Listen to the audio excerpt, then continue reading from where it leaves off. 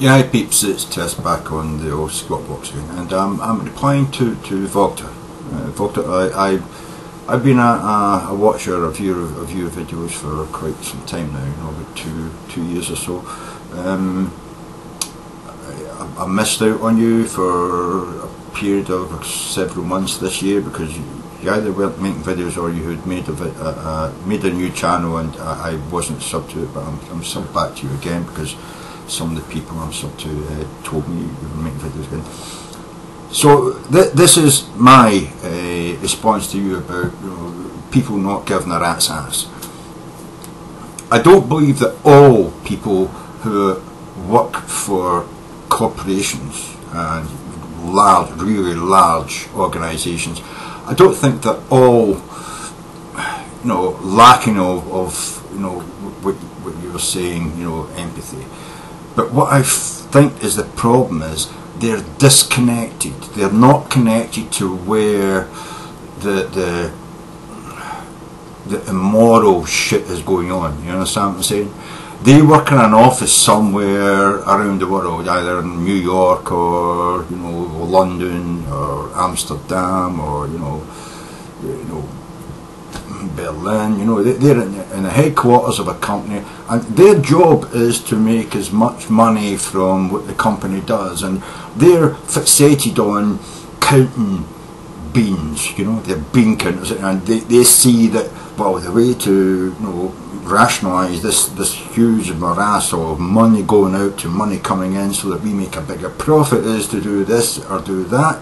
They don't see the change that they make on a small fucking, you know, sliding ruler thing, and you know, this is what we should do. We should cut this wage here. We should sack those people there. You know, we should move our headquarters from this place to that place because then we will be able to take you know, the benefit of paying this amount of tax and that amount of tax. They don't see what that does to the people in the area where the business has been closed down or the office has been moved to another country. They don't see what happened to the people who worked it, because that's not their job. It's not in their mind. Their mind is to count the beans and make decisions about where you could move this part of the organisation to that place in the world.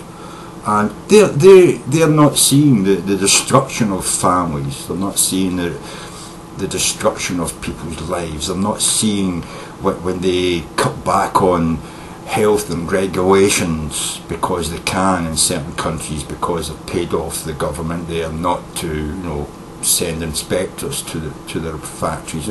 They don't see that you know, the devastation that happens with that.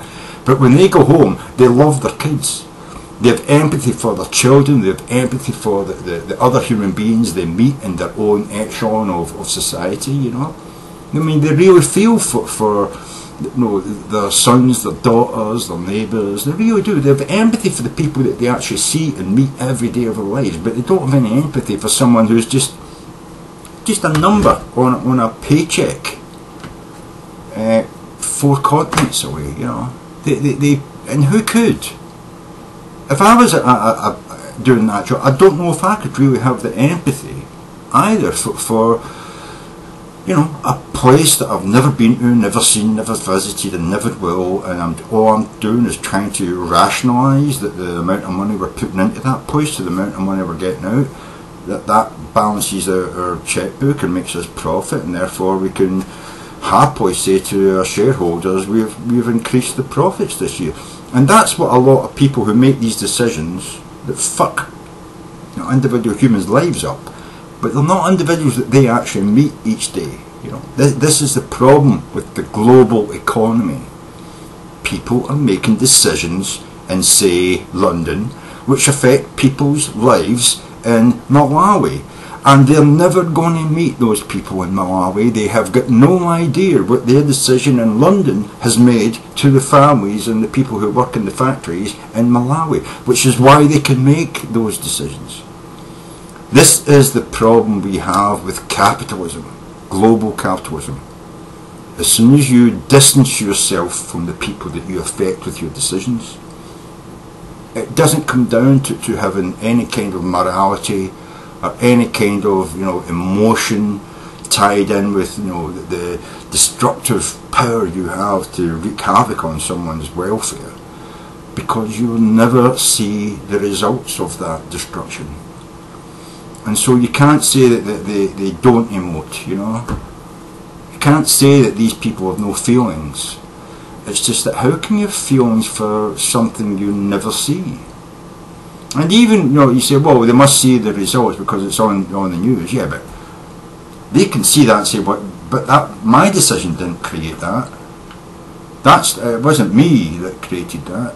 That was you know, the terrorists, you know, making things up and stirring the population up and blowing bombs up, and, you know what I mean. It was that. No, that's what's going on there. It's the people who are getting in there and mixing things up and saying bad things about us. You know, they really feel they're good people, but they're just so disconnected with what they are doing with what happens. That's the problem we have with globalisation. And that's why globalisation will never be a good thing. It's different when you own a factory and you're the owner and you actually work there as the manager. You know, a family-owned business where you go in and you do the management work and you meet each individual worker during the day when you walk around the factory and make sure that things are going well and ask them, you know, how are things doing? Is there anything we can do to, you know, improve your lot? You know what I mean? That's a different thing from, you know, a family business to a global business where there's people sitting in an office and have never even seen the working conditions of someone in, you know, another country, another continent somewhere, working under the things that you're deciding. Oh, well, we can cut money here because why do we need to pay £3,000 for fire exits? I mean, surely if we just cut back a little bit on that and make sure that, you know, that there's at least some fire exits. Sure, we don't need to have 8 on every floor. Sure, if we just had 4 fire exits and made sure that everyone was warned with a fire bell, they would all get out.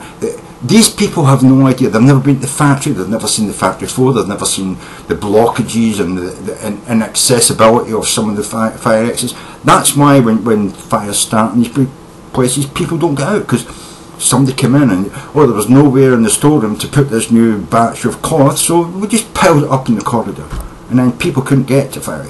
They don't know these things are going on, but when they're restricted to just making decisions about saving money. They've never been to the factory. All they're doing is saving money. All they're doing is bean counting and making decisions about, well, we're not going to pay to extend that fire escape. We're not going to pay to put in another 2 fire escapes on that floor, even though we've increased the workforce fourfold there, you know. I'm sure the 2 fire escapes are enough.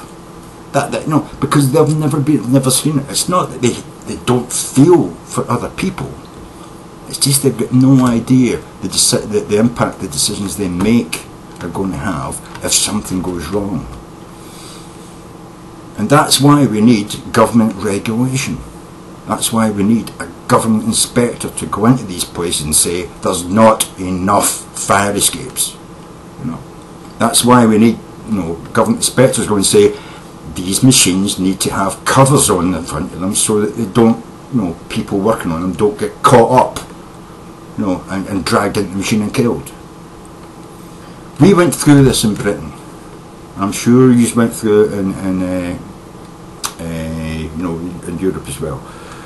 Eventually we had to put closed folding doors in the front of all machines, and, you know, so that people wouldn't start the machine with the doors open or wouldn't get caught up in the machinery and dragged and murdered. Do you know what I mean? And, you know, at one time all machines were just machines. We just stuck them in the corner and they just ran. Now we've got all kinds of shielding and protection on them so that, well, it can't be switched on if this door's open. That way nobody can put their hand in there by accident when it's working and get fucking their hand mangled, you know.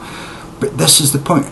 Nobody wants really to kill and murder people. Even the rich people making huge profits out of these industries, who feel that regulation is stopping them from making more money, they just don't realise that if they had to go and do that job for a day, I'm sure they would turn around and say, yeah, okay, granted, now I understand, now I see, you know, why regulation needs to be done. But these people are so busy running 10 businesses. You know what I mean? Globalization is the danger. When you have one management in charge of 10 different manufacturing processes who have got no idea what it entails to be a worker on the work floor, that's the problem. They're not inhuman, Doctor. They just have got no idea of the downside of the decisions they make, which is why we need to have people going in and filming inside factories. It's why we need to have government regulators going in and regulating. It's why we need to have minimum safety standards on all manufacturing processes. Having said that, how do you stop people who own these manufacturing processes, who are making billions of dollars a year, how do we stop them from paying politicians not to put new sensible safety regulations in place? How do we force them to pay a normal living wage to their workers while they're making huge, gigantic profits?